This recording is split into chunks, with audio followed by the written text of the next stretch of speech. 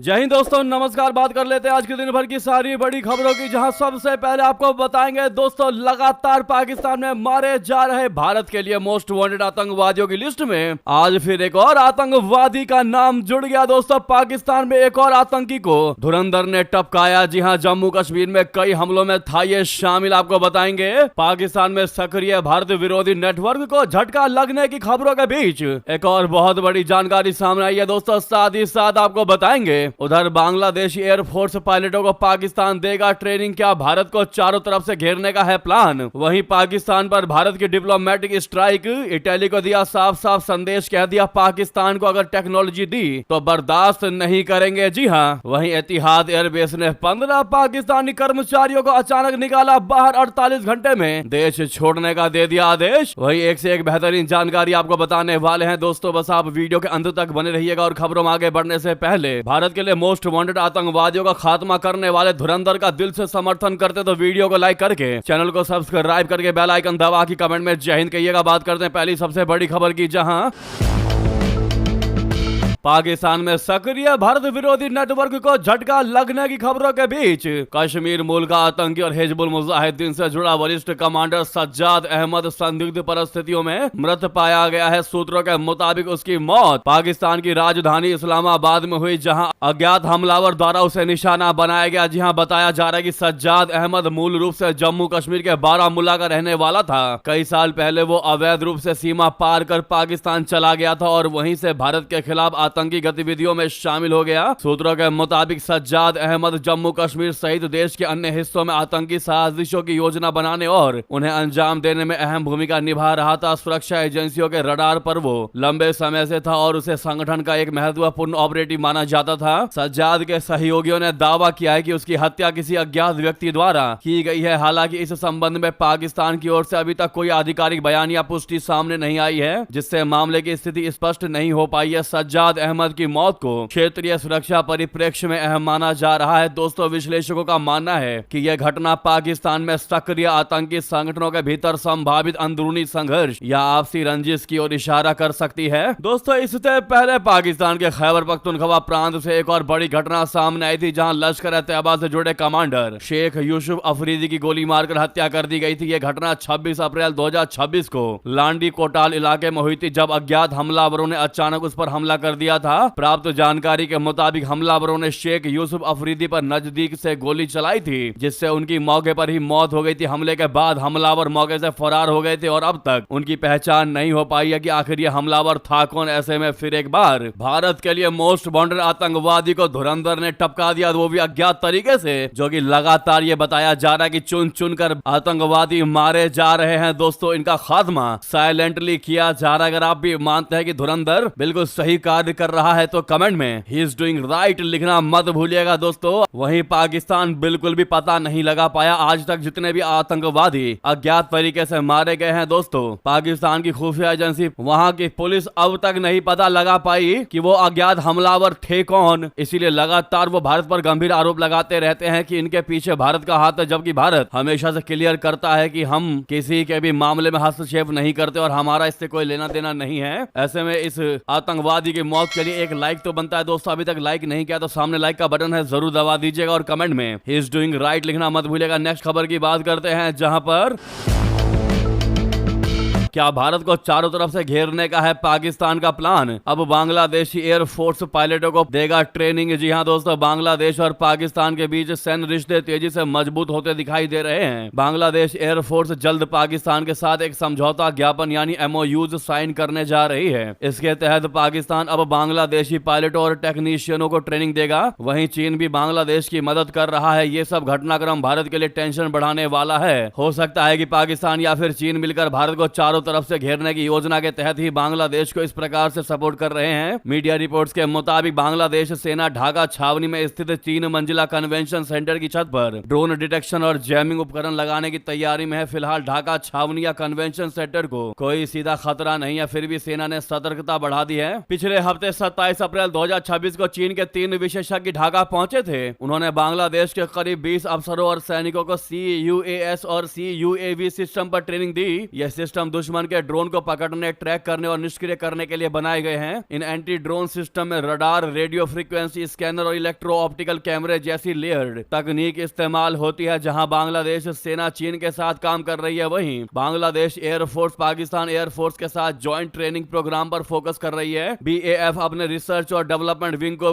भी दोबारा एक्टिव करने में जुटी है। दोनों देशों के बीच ये ज्वाइंट ट्रेनिंग रक्षा साझेदारी को नया आयाम देने, सैन्य रिश्ते गहरे करने और मल्टी डायमेंशनल ट्रेनिंग ढांचा तैयार करने की कोशिश मानी जा रही है। ऐसे में दोस्तों, आखिर ऐसी क्या जरूरत पड़ गई बांग्लादेश को कि अपने एयरफोर्स को पाकिस्तान की सेना से ट्रेनिंग दिलवा रही है? इससे बुरे दिन बांग्लादेश के लिए क्या ही हो सकता है। अगर आप भी मानते हैं कि बांग्लादेश को भारत से कांटेक्ट करना चाहिए था, पाकिस्तान खुद डूबा हुआ है, वो क्या ही बांग्लादेश को ट्रेनिंग देगा? इस पर आपकी जो भी राय हो दोस्तों अवश्य कमेंट कीजिएगा। लगे हाथ तो आपको बता दें।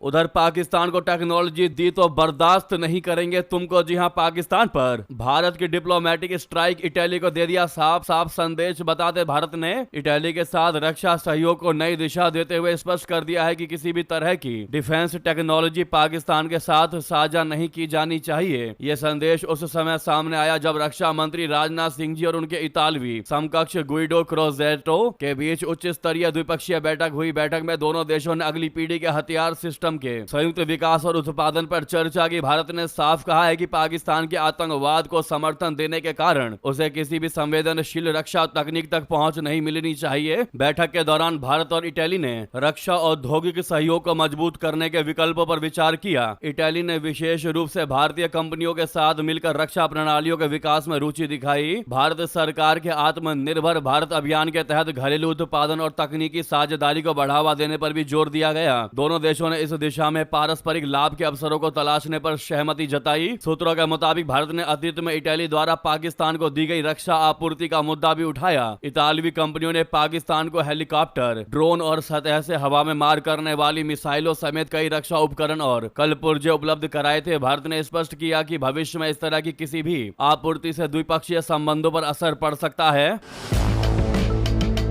तो वहीं आपको बता दें, पाकिस्तान ने फिर एक बार भारत में RSS को लेकर उगला जहर। कहा भारतीय मुस्लिमों की पहचान को खत्म किया जा रहा है, दुनिया जल्द से जल्द RSS को रोके। जी हां दोस्तों, पाकिस्तान सरकार ने एक बार फिर जम्मू कश्मीर पर बयानबाजी करते हुए आरोप लगाया है कि भारत कश्मीरियों की पहचान खत्म कर रहा है। वहीं भारत में मुस्लिमों की स्थिति को लेकर पाकिस्तानी विदेश मंत्रालय ने दावा किया है कि इस ओर दुनिया को ध्यान देने की आवश्यकता है। पाकिस्तानी विदेश मंत्रालय के प्रवक्ता से दिल्ली स्थित जामिया मिलिया इस्लामिया और कश्मीर को लेकर सवाल किया गया था। इस पर उन्होंने भारत के लिए बेहद कड़े शब्दों का इस्तेमाल किया। पाकिस्तानी विदेश मंत्रालय के प्रवक्ता ताहिर अंद्रावी ने गुरुवार को इस्लामाबाद में प्रेस वार्ता की है। इस दौरान उनसे एक पाकिस्तानी पत्रकार ने सवाल किया कि कश्मीर में दखल लगातार बढ़ रही है और स्थानीय मुस्लिमों की पहचान को खत्म किया जा रहा है। ईरान युद्ध के चलते इस पर दुनिया का ध्यान नहीं जा रहा है। किताबों में भी कश्मीर के बारे में चीजें हटाई जा रही हैं और बदली जा रही हैं। जम्मू कश्मीर के सवाल पर ताहिर ने अपने जवाब में आरोप लगाया कि भारत सरकार न सिर्फ कश्मीर में डेमोग्राफिक बदलाव कर रही है, बल्कि उर्दू जुबान और मुस्लिमों की संस्कृति को भी खत्म करने का प्रयास कर रही है। उर्दू जुबान पूरे भारतीय उपमहाद्वीप और खास तौर से मुस्लिमों की साझा पहचान रही है। इस पर भारत के हमले को रोका जाना चाहिए। जी हां, ताहिर ने आगे आरोप लगाया कि कश्मीर में मुस्लिमों की पहचान, भाषा और रीति रिवाज को निशाना बनाया जाना गलत है और इस पर दुनिया को ध्यान देना चाहिए। पाकिस्तान हमेशा इसके लिए अपनी आवाज उठाता रहेगा, लेकिन दुनिया भी इस पर चुप नहीं रह सकती। ताहिर ने यह भी दावा किया है कि कश्मीर में भारत का दखल जो है वो गैर कानूनी है। अब आप ही बताइए दोस्तों,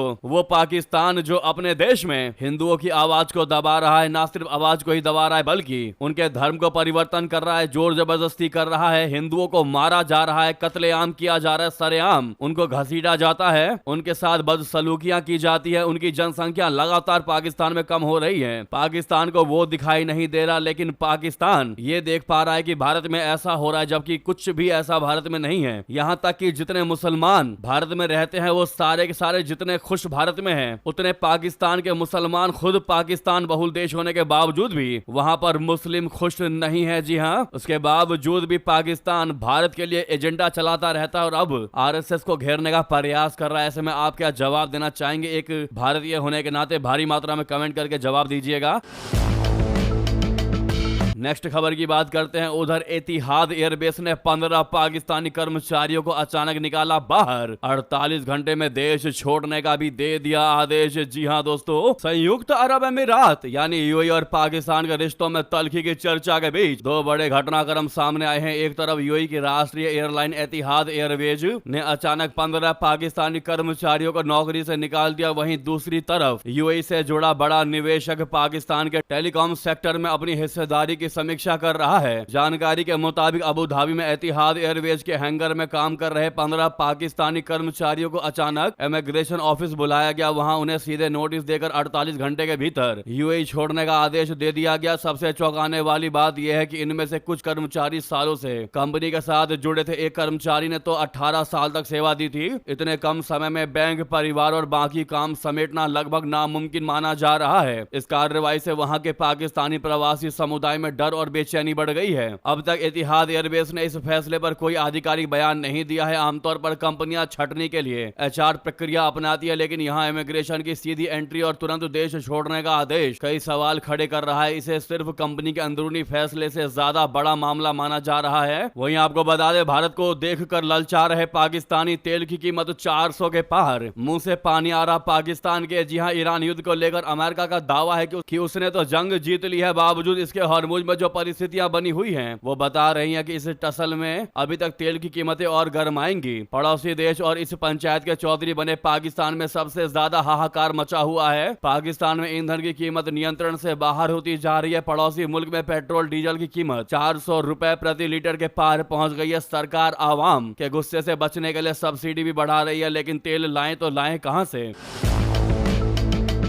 सरकार ने गुरुवार को देर रात को पेट्रोल और डीजल की कीमतें बढ़ा दी। आवाम से नाराजगी ना झेलनी पड़े, इसे ध्यान में रख मोटरसाइकिल चालकों और ट्रांसपोर्ट सेक्टर को दी जाने वाली फ्यूल सब्सिडी को भी बढ़ा दिया। तर्क दिया कि इसका मकसद कमजोर तबके के लोगों को राहत पहुंचाना है। ये सब्सिडी इस महीने की शुरुआत में बाइकर्स, किसानों और ट्रांसपोर्टर्स के लिए घोषित टारगेटेड राहत उपायों का हिस्सा थी, ताकि ईरान संघर्ष के बीच दुनिया भर में तेल की बढ़ती कीमतों के असर को कम किया जा सके। इनमें टू व्हीलर यूजर्स के लिए 100 रुपए प्रति लीटर की सब्सिडी शामिल थी, जो 3 महीने के लिए हर महीने 20 लीटर तक सीमित थी। अब ऐसे में महंगाई और मौजूदा हालात में खुद शहबाज सरकार के मंत्री ही कह रहे हैं कि भारत की स्थिति हमसे बहुत बेहतर है। पाकिस्तान के मंत्री परवेज मलिक ने कहा कि भारत के पास मजबूत विदेशी मुद्रा भंडार और रणनीतिक पेट्रोलियम भंडार की सुविधा है, जिससे वो इस तरह के वैश्विक झटकों को बेहतर तरीके से संभाल पाता है। उन्होंने बताया कि भारत के पास लगभग 60 से 70 दिनों का तेल भंडार है, जबकि पाकिस्तान के पास केवल 5 से 7 दिन का ही कच्चा तेल और 20 से 21 दिन का फ्यूल स्टॉक ही उपलब्ध है। इसकी सबसे बड़ी वजह यह है कि अंतरराष्ट्रीय संस्थाओं यानी इंटरनेशनल मॉनेटरी फंड की शर्तों के कारण पाकिस्तान को तेल पर सब्सिडी कम करनी पड़ती है, जिससे सीधे कीमतें बढ़ती हैं। उसके पास विकल्प कम है और तेल ज्यादा महंगा खरीदना पड़ता है। भारत ने पिछले कुछ सालों में तेल सप्लाई के स्रोत बढ़ाए हैं, इससे लागत कम रहती है। सरकार आवश्यकता पड़ने पर एक्साइज ड्यूटी घटाकर कीमतों को नियंत्रित करती है। साथ ही भारत के पास मजबूत विदेशी मुद्रा भंडार है, जिससे डॉलर में तेल खरीदना आसान होता है। दोस्तों, ये कहते हुए साफ साफ क्लियर पता चल रहा है कि पाकिस्तान में शहबाज के ही मंत्री शहबाज शरीफ को